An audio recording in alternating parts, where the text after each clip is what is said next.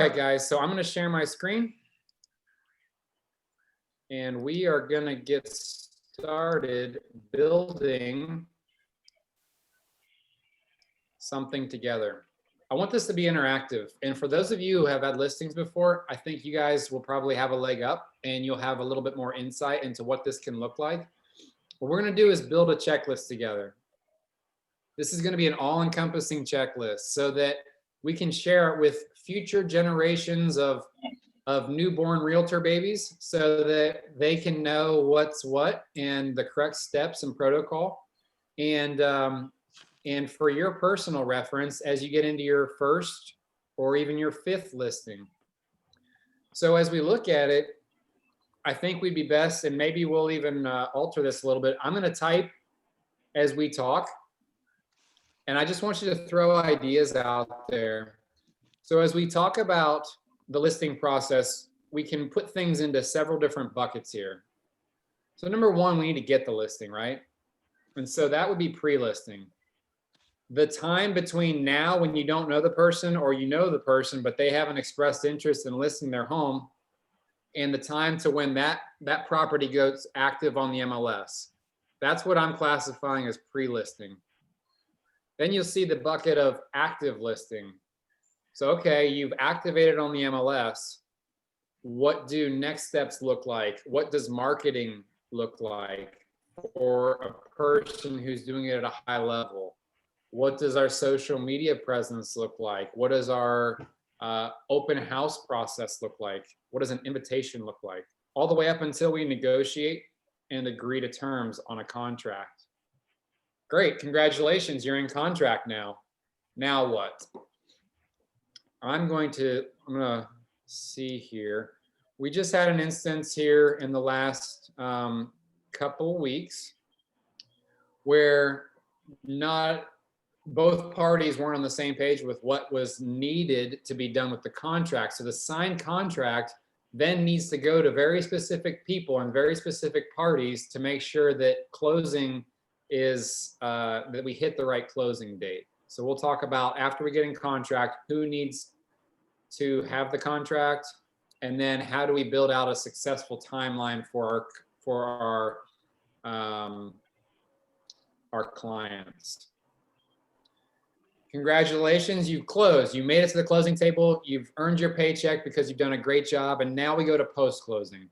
So you've handed them the keys, and then you're not going to do what 95% of agents across the globe do, which is walk away completely and never talk to the person again. No, we're going to create a strategy that will allow you to be top of mind to these clients for the rest of their lives.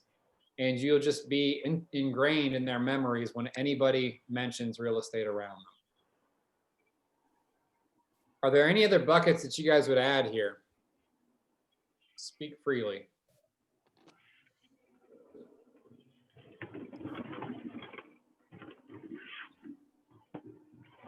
Okay.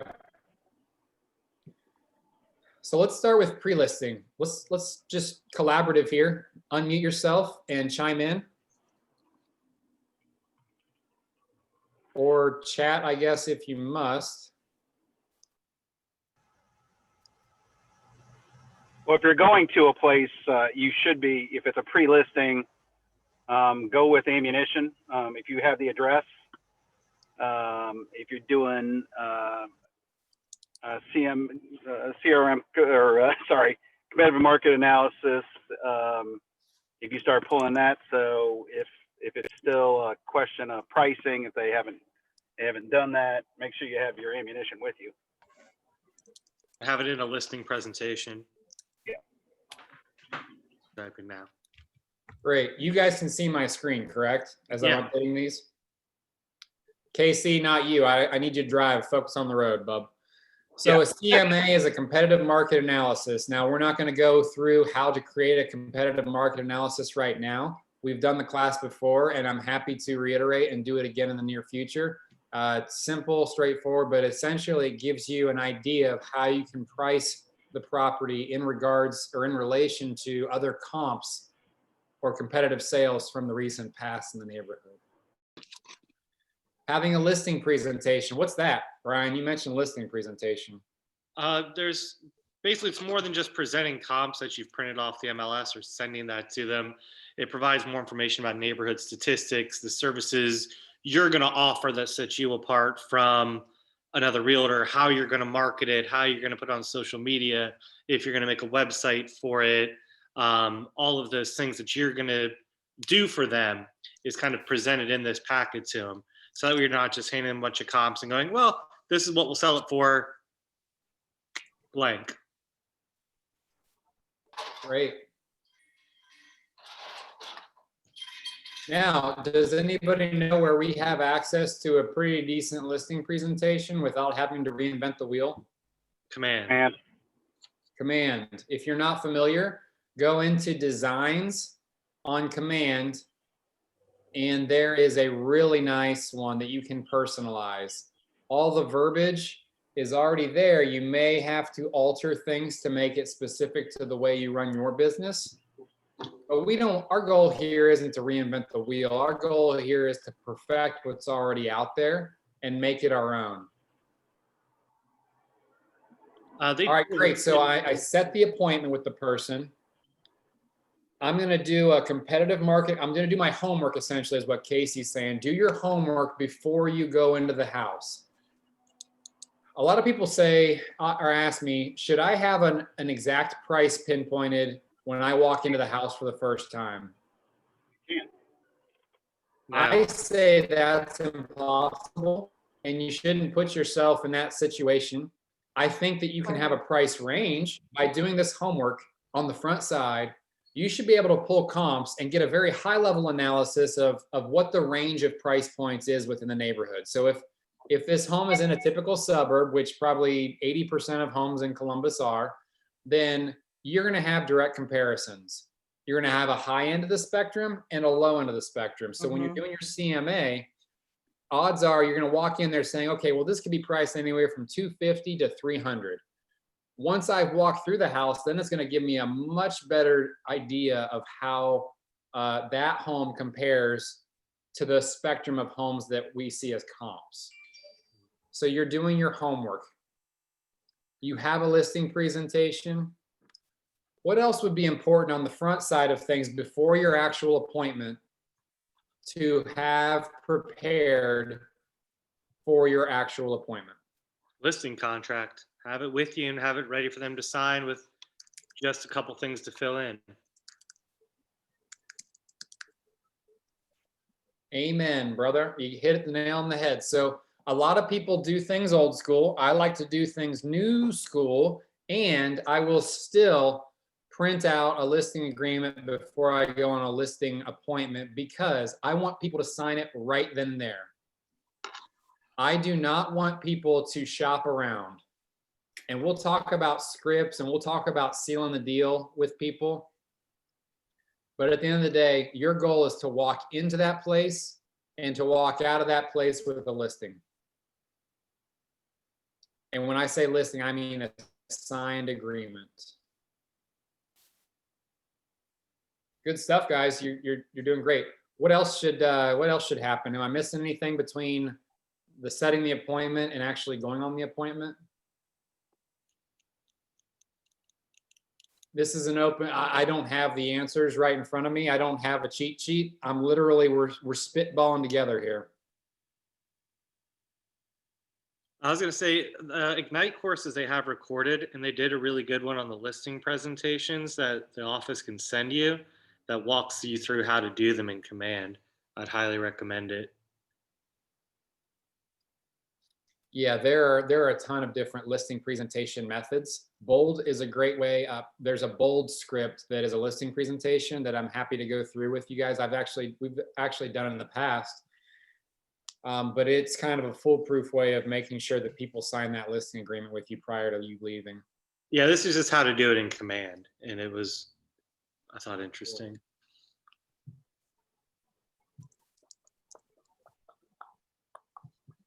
Are all your appointments going to be in person in 2020/2021? No. Nope. They might be, they might not be. It all depends on the comfort level of your potential client, right? It also depends on if your client is even local. If it's an investment property and they're not local, they may just have you go walk it without them being there. That's a good call out. So set, I guess that would go into setting the appointment.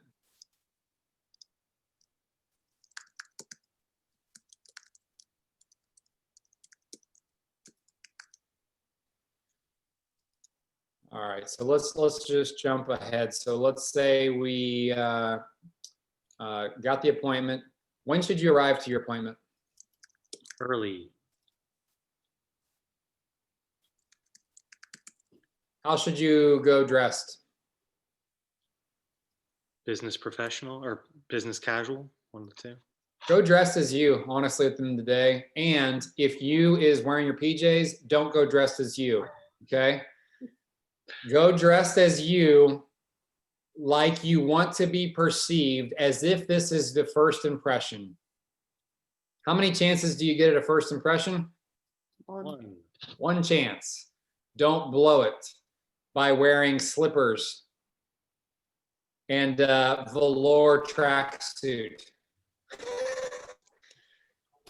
Look at Brian. Don't look like that at your first listing appointment. I can pick on you because it was ugly, actually. Nice. So. All right, so I'm not saying get all in your tuxedo or your full three-piece business suit, but go business casual at the very least. Look the part. All right, so you've arrived early. What are you going to do at this appointment? What is the objective? Obviously, to get the listing agreement. What's going to happen from the time that you introduce yourself to the time that you get that signed? Ask them to take you on a tour of the home. Let them show you around. You need to connect with your client right off the bat. Don't go right into your sales presentation. You got to make it personal. They've got to want to like you at the beginning. Ask them about their family, who's all, ask them the history on the house. I love to get, if they've been there a while, they have their heart in a lot of those places. And if you show interest in that, you're winning them over. That's the first thing you got to do before you even get into business. I love that. We're in the relationship business. We're not in the sales business. We are building relationships. And if we're going to build one that's going to carry us past this transaction and into the rest of their lives, then I agree 1000%. Build rapport. Is rapport actually spelled report on here? No. Did I spell it right? Okay. No. RAPPORT. Thank you. Okay. Walk the property, take notes, build a checklist to execute before you list. As realtors, we have a job. As their fiduciary, we are responsible. And this, in my eyes, being their fiduciary begins the minute I cross their threshold of their home. Meaning, I want what's best for them the minute I walk through their house, even if, God forbid, they don't go with me. I want to establish that I know what I'm talking about. I'm the local expert, and that I'm going to provide value to them.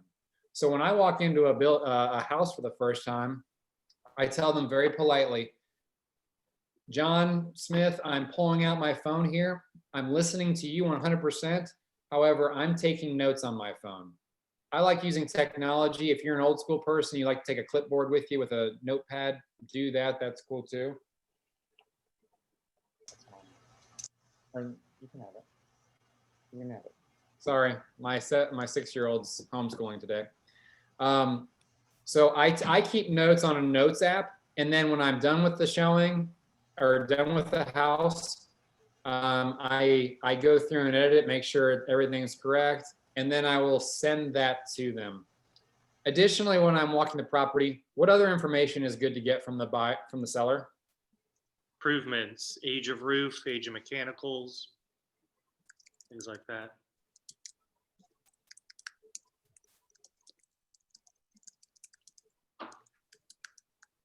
Yeah, that's great. So you're actually going to build, what I like to do is build a one-page document that I attach in the documents section of the MLS with my listing that notates the improvements of the home. Who was I talking with this morning? Oh, KC KC. has a upcoming listing that they put a $40,000 roof on.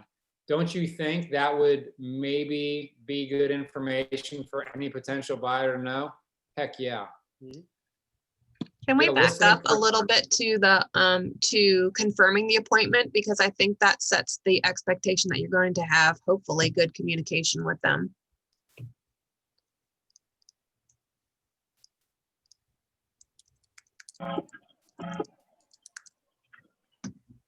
Confirm the appointment.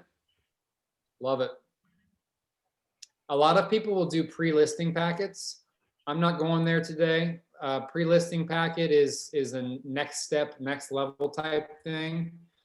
That when you really start cranking out listings, you'll probably want to incorporate into your reputation, your repertoire.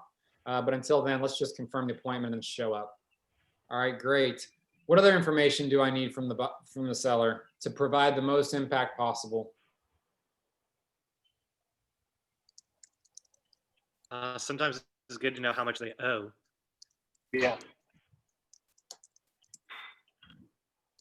And how soon they need to be out by, or if they need to sell by.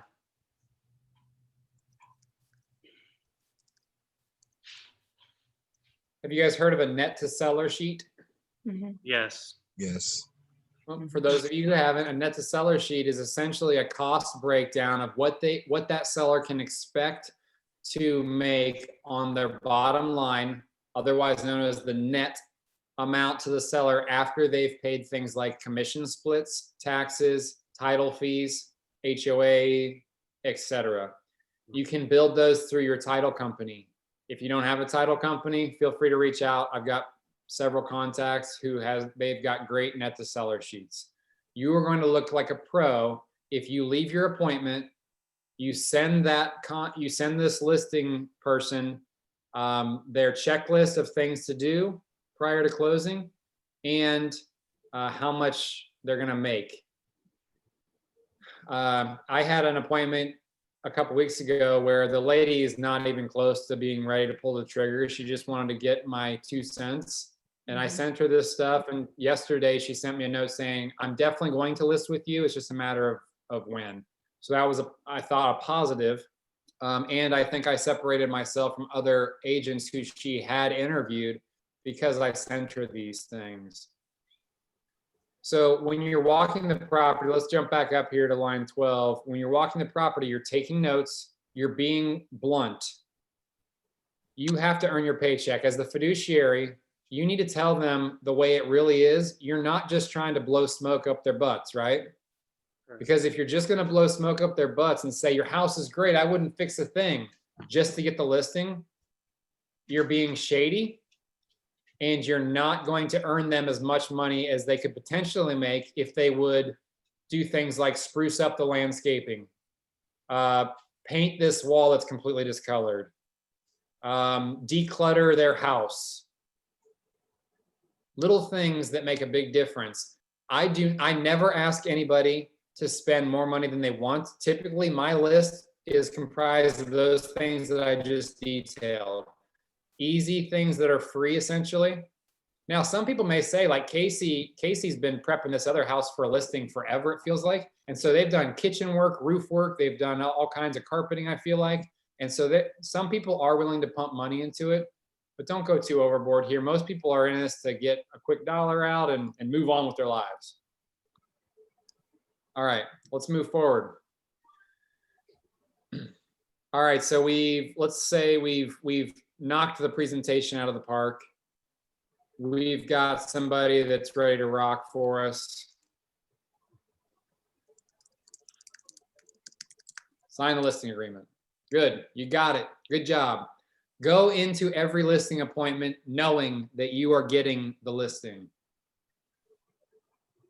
I want to repeat that because it bears repeating. In this industry, if you do not have confidence, it's going to be a struggle. Know that you were put in that house for a reason, and you're going to go in, you're going to dominate, you're going to win. In a lot of situations, guys, there's no competition. The person already knows and loves you, and they're going to sign with you. If that's the case, just present them with the listing agreement earlier in your appointment and say, hey, let's sign this, let's get cracking.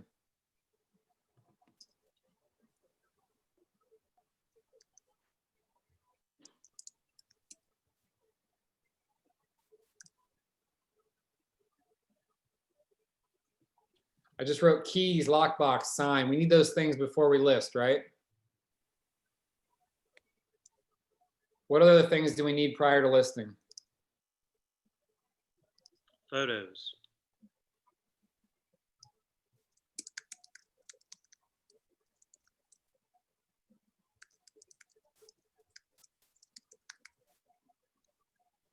Good.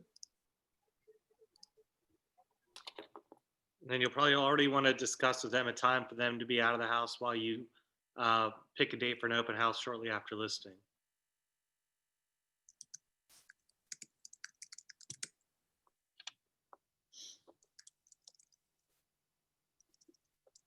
Yeah, Josh, I really like your schedule. Like ours, it's again, I'm putting this one. It'll be on a Thursday with open houses on Saturday and Sunday, and then hopefully, like I said, if it's something that goes as quick as I think it will, we're hoping to be in contract by the next week. But again, like you said, it's a higher price point, so I might be a couple of weeks out. But with all that we've done to the house, it should.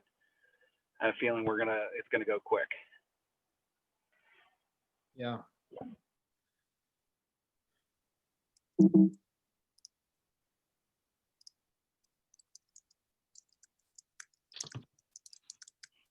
Strategy communicated, right? So that's what you're saying. Communicated for going live. Showings to begin. And open houses / reviewing offers. In this market, we can probably speculate ahead of time. If this house is priced less than $300,000 in a desirable area and desirable school district, can automatically assume that you're probably gonna get multiple offers? The answer is yes. If the house is standing up and it's in decent shape, the answer is yes. So you could probably expect multiple offers and therefore establish a time frame for reviewing those offers. This will guarantee that more people get through your house and that you get more offers. More offers is a great thing. It drives the price up and reduces the amount of terms you're facing. You guys who are working with buyers right now, y'all know you're seeing this all the time. Highest and best due by Sunday at 9 p.m., right? All that agent's trying to do is be the right fiduciary for their client by getting more people through, getting more dollars aimed at it. All right, we're getting close, guys. What else pre-listing?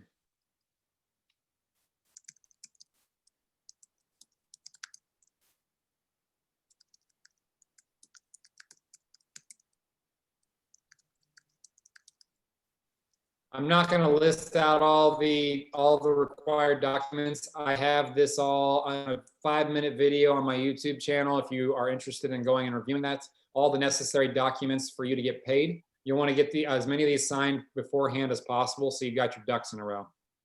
I guess also you want to make sure you have them before you go live, like the RPD and LPD, so you can put them online when you publish. Yes, sir. So we'll just lump that in there. Yeah. Something new, and Casey, you did a little bit of research today, coming soon. So there's been changes in the coming soon rules. You are now allowed to put coming soon out 30 days ahead of time. You are supposed to put it in the MLS. You can advertise on a sign, coming soon. And you need to be live within 30 days.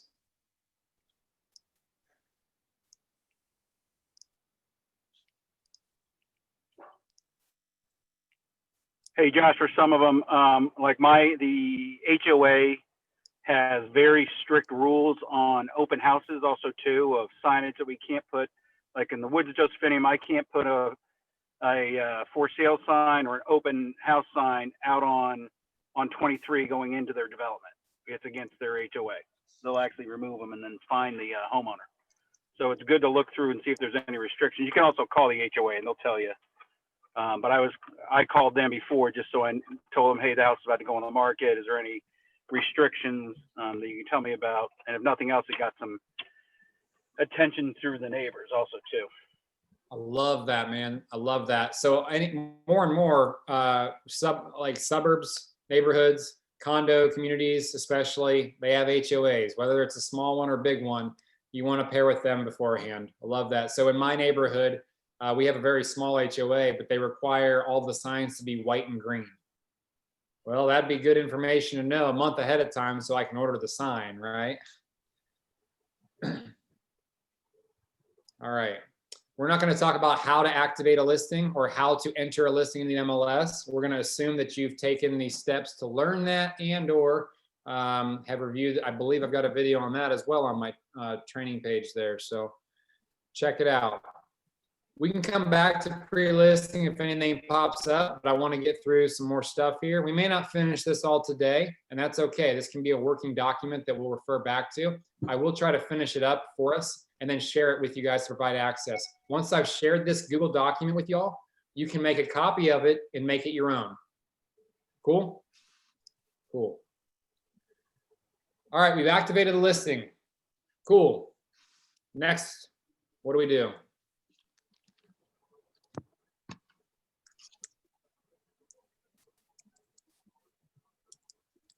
Share all over social media.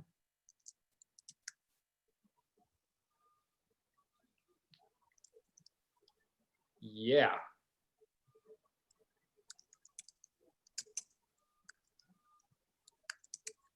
One thing before that, though, I always like to do is as soon as I go active on the MLS, I then jump over to Showing Time. And that is Showing Time, for those of you who haven't had to deal with it yet, is an app essentially that we all use to schedule showings. We don't want people scheduling a showing for Thursday if we're not going to go live with showings until Friday. So you need to set those parameters in Showing Time. It is so easy to use. I promise you, a monkey can do it because I can do it. Okay, so we've set it up in Showing Time. We're active. I always like to, this goes along with communication. I always like to send the active listing to the client so they can see it. They know you're doing your work. One thing that will separate you from the rest is when you update your clients with everything you do. I know it sounds redundant. It might sound like work, but all you're doing is establishing in their minds that you're busting your tail for them. Even if you're only working 20 minutes a day, if you do 3 things in that 20 minutes and you share that with them just via text or a phone call or an email, say, hey, here's what I got done for you today. They know you're working hard for them. With that, I don't know where you'd want to put it, but you probably also want to establish what type of communication they prefer, because some people really don't like phone calls. They think an email or a text is more efficient. Love that. And document all your communication.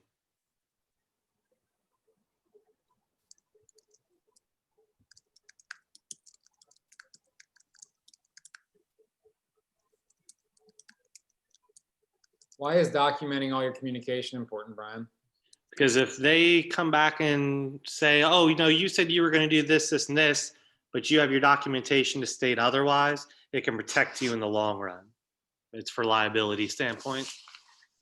Yeah, thank God we've got electronics and stuff, and we have a long memory with emails and text messages. Keep those things. Do not erase your text messages like ever. 3 years could go by and a former client could come back to you and say, hey, you never told me about Radon. Like, what the hey, man, now I got to spend $1,000 of my own money. That's bullcrap. You can reference back to the contract, or you can reference to the time that you said, hey, I would recommend getting Radon. It just protects you. Good call out. All right, so we've sent the active listing to the client. We're missing a lot of marketing here, actually. Who said social media? Was that you, Chelsea?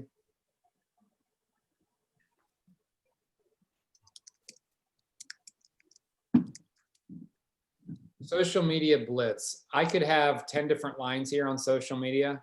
I think for the all intents and purposes, we're just going to keep it at this one line. what does a good social media blitz look like to y'all? Multiple platforms, campaigns through Command.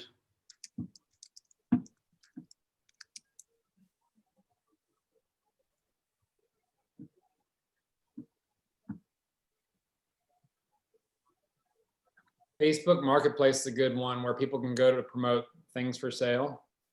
Don't discount ideas like Craigslist. Just think outside the box.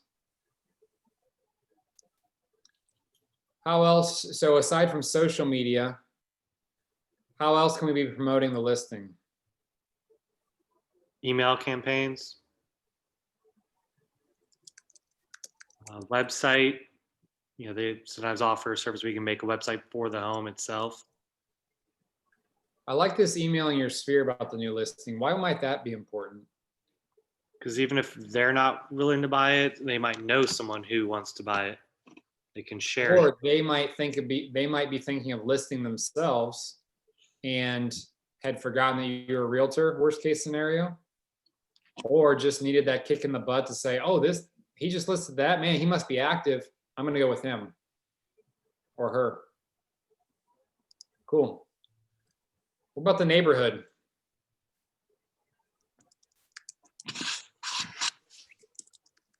Send a postcard. Campaign. For neighborhoods, do you post on like the Nextdoor app? Or would that go with social media? Because those are narrowed down by neighborhood. Yeah, we can throw it in there.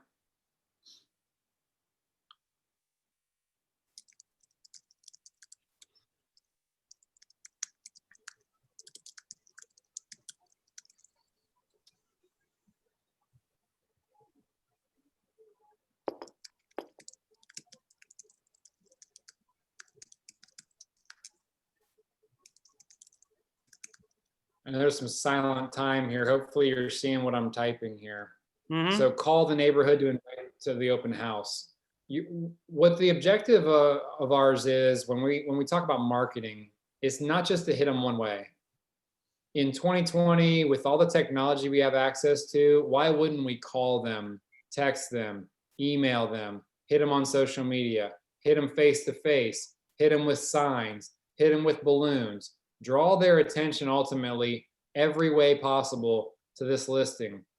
All you're doing is helping be the best fiduciary for your client and also getting future business because these other neighbors or these other people in the surrounding area are seeing what you're doing and they're going to want what you got when they get ready to list. It's kind of like a mini farming. It's like a micro farming on crack where you are intensifying your focus, laser focus this one neighborhood in hopes that maybe it will parlay, this one listing might parlay itself into future listings or even future buyers.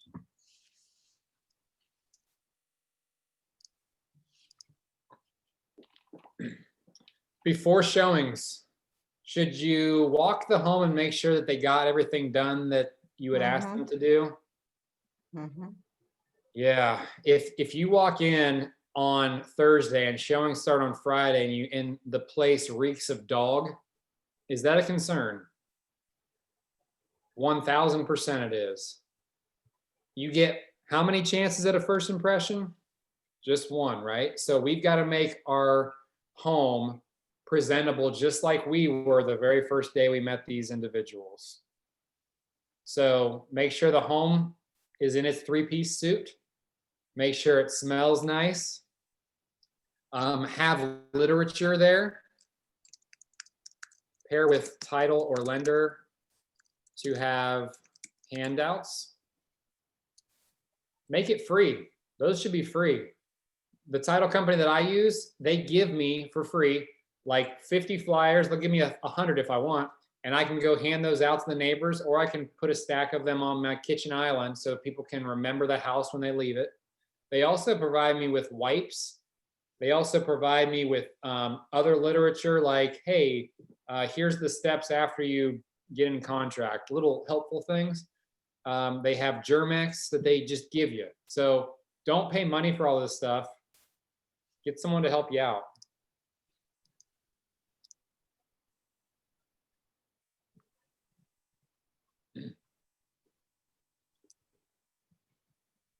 Okay, what else? If it's a hot listing, like one you know you're gonna get like tons of offers on, creating a spreadsheet that you share with your client to like kind of show them the breakdown and like pros and cons of different offers is a good idea.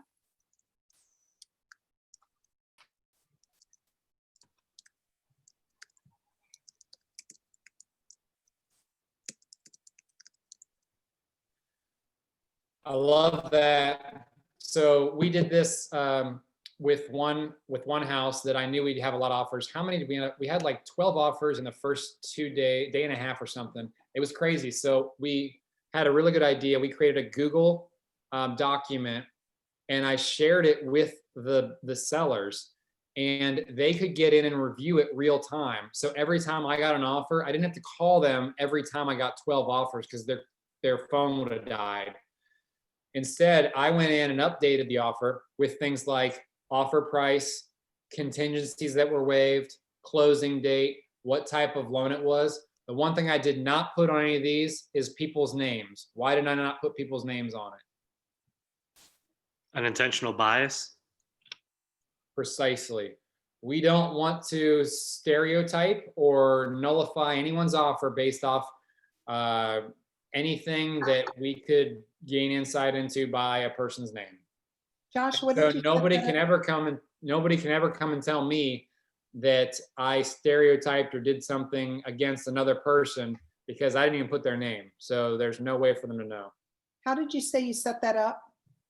A Google Drive, a Google document.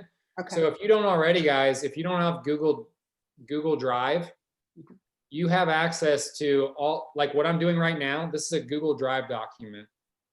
And what the cool thing with Google Drive is, and if you're terrible with technology like I am, this is an easy way to share things with people and stay up to date with others. And it's just great. So I can edit this right here. If I were to share it with Katie, Katie can pop in. I can even see that Katie is actually in the document, and she can edit it right in front of her, right for where she's at in the world. And I can see that edit show up real time right in front of me. It's awesome. All right, let's keep rolling. So create offer spreadsheet. That's great. That's something to have on the side. What else? Okay, let's say showings started. How do we get ready for an open house?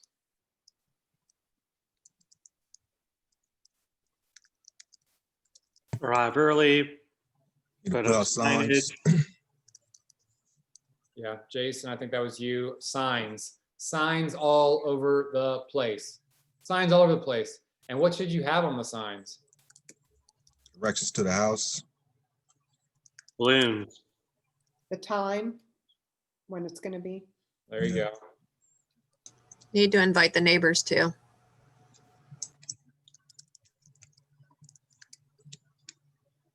Yeah, I mean, we could break this whole thing down into 10 different bullet points. You want to arrive early so that you can place the signs, which are directionals typically. If you don't have directionals, I've got you. I'll hook you up. As you're in my coaching program, I've got a library full of stuff that you can borrow whenever you need it, and it's free to you. Just return it in the same condition you found it, please. Balloons. It sounds hokey and it sounds cheesy, but when you're driving down the street, are your eyes caught by balloons blowing in the wind? Mhm. Red balloons, maybe gold balloons, something shiny. Absolutely. Put balloons on everything. Directions, time, invite neighbors for sure.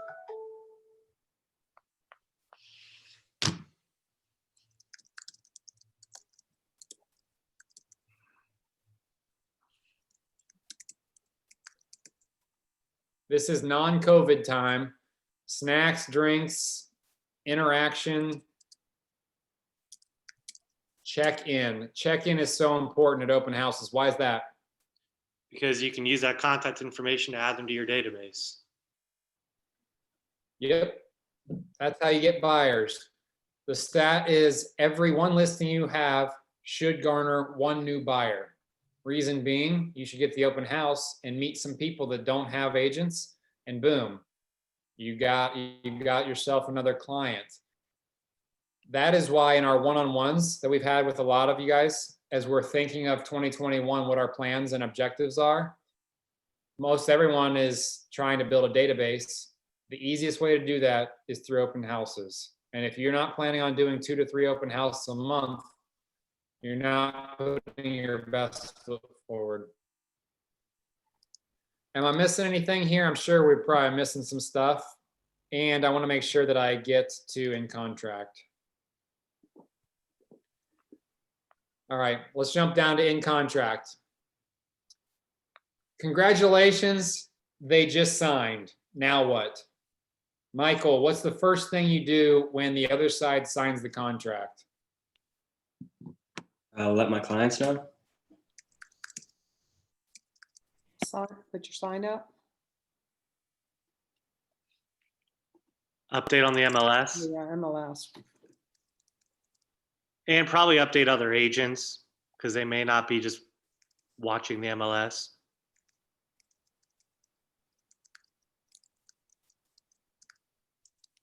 I don't trust anybody. God bless y'all. But if I'm in a deal with you, and even if I think it looks rock solid, I'm going to try and get a backup offer. Why would I get a backup offer? Safety net. It also Reassurance and leverage. leverage for sure. And it's one more thing Reassurance that for your makes you look good to client. What's that? It's one more thing that makes you look good to your client. Not that you got one offer, but that you have multiples, and it shows that you're looking out for them. Hallelujah. Leverage in the form of, oh, offer number one that we accepted. Oh, you want to ask for stuff now that we're in contract, but you said in your contract you weren't going to ask for anything. Well, hey, no problem. We're going to move on to the next offer that was actually maybe a little bit better than yours in the first place. You're not going to ask for those things? Okay, great. Thanks. We'll continue. That's leverage. You're not being an a-hole. You're doing your job. Sometimes your job is to be an a-hole. I hate to say it, but you're 100% right. There's only been like 2 instances where I've had to pull that card, and I hate doing it because it makes me feel a little dirty. And I know that if at the end of the day, my clients get this agreed upon offer, we went with their offer for a reason. If they get this offer and they know what the lengths that I had to go through to get them this offer closed, they're going to think that I am the best thing since sliced bread. And they're going to think that of you guys too. Sometimes it doesn't matter what we look like at the end of the day. Do we want to ruin our reputation or look like hard asses? No, not really. And yet, as a fiduciary, our job is to get our clients what they expect. All right, get backup offer. Heck yeah. So, okay, let's say we've got all this stuff in line. Great. Well, next I'm gonna probably tout that on social media.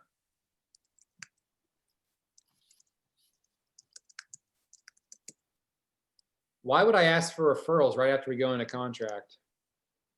Because it's fresh in their mind, and you've already shown what a good job you can do. Heck yes.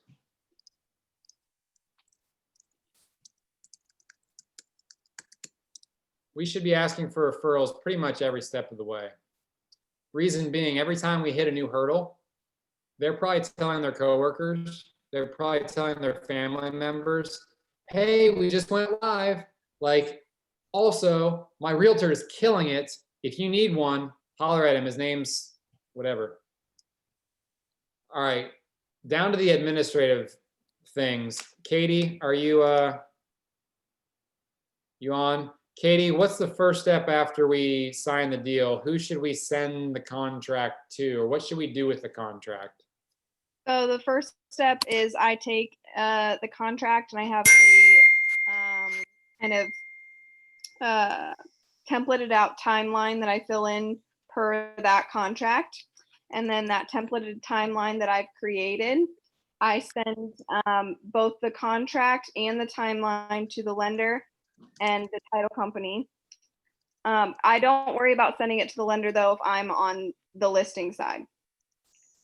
Unless the agent has somehow confirmed to me that they are not going to be sending it, then I send it to the lender. But 98% of the time, the other agent will take care of that. So just confirm with the other agent that they'll be sending the contract. Katie does a great job of this. We've got a really cool template that she built. And so building a timeline for the seller is important because they now understand it's an open book test on what to expect. Odds are you've already educated them about what the process will look like, but this is just another plus up, another way of you communicating with your seller to say, hey, here's what next steps look like. Be prepared. Nothing's going to surprise you now. You know you're going to need to be out of the house for the inspection. You may want to be out of the house for the appraisal. You're going to want to be out of the house for the 2-day walkthrough. Here's when those things are likely going to occur. And I like that she sends it also to the title company and the lender because that keeps everyone on the same page. What you'll find with your first couple deals is the left hand doesn't always know what the right hand's doing. There's so many different moving parts. We want to make this process as easy as possible. So through creating that timeline and sharing the contract details with those parties, we're getting the ball rolling. Hey, Josh. Yes. When you're representing the buyer side, do you also send a timeline to the title company? I do it with everything. Yeah. Okay. It And just the makes and me- the lender? It makes me feel more at peace Mhm. because I have communicated with every moving part and we've brought them all in the same fold. Okay. Have you ever had it where both agents create a timeline and somehow they're different? Yeah, that's why I send it to the other agent. We coordinate. So if my timing was different than theirs, then I like to, co-op the right way and make sure that they're aware of that. Yeah, that's another important thing I missed. I also send the timeline to the other agent so that they can confirm on their side that we're on the same page. Are you using the timeline off of the MLS, the form? I use a different template that we built separately, but initially that's what we were using. Are you guys willing to share the one you use? Yeah. Okay, I'd like to see it. Thank you. Sure.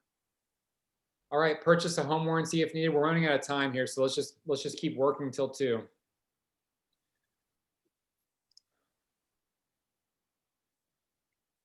All right. we've sent Help it to coordinate the any appropriate- remedy? What's that? Help coordinate any remedy items that may occur? You can make recommendations for contractors. Having a list of preferred contractors is good because if you refer them, they'll generally refer you.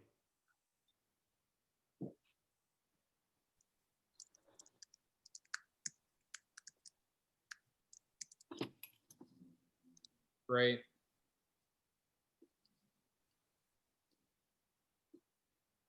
Go over the inspection report with them. Yeah, that's, I said, negotiate agreement on the remedy request. Yeah. So the remedy request will typically be given to you within 7 days after contract acceptance. And you typically have 3 to 5 days to negotiate the terms of that agreement. It might just look like dollars given at closing, or it might look like you actually perform all the work that they're requesting. It's really up to you guys. I've got a whole recording on how to negotiate that piece on my YouTube channel. So make sure to like and subscribe. Follow up weekly, at least weekly, if not multiple times a week on the with the title company, lender, other agent, and client. Make sure that the client knows where we're at in things. There shouldn't be any surprises, right? It's all about communication. Well, guys, that concludes our time. Hopefully you found this practice titillating and engaging. It's my word of the year. And I'm really encouraged because some of you guys really know what's going on, and it's good to be able to share our knowledge. So I will finish shaping this and I'll send it out to you guys and you guys can make your own. Cool? Thanks, Josh. Reminder, you. next week, your vision boards are due. Your Uh-oh. vision boards are due. Uh-oh. I can't wait to see some of yours. Now, some of you are asking, what the hell is a vision board? Well, I'll share with you one-on-one and we'll get you cracking. But I appreciate you guys. We'll talk later. Thank you. Thanks. Bye, thank you.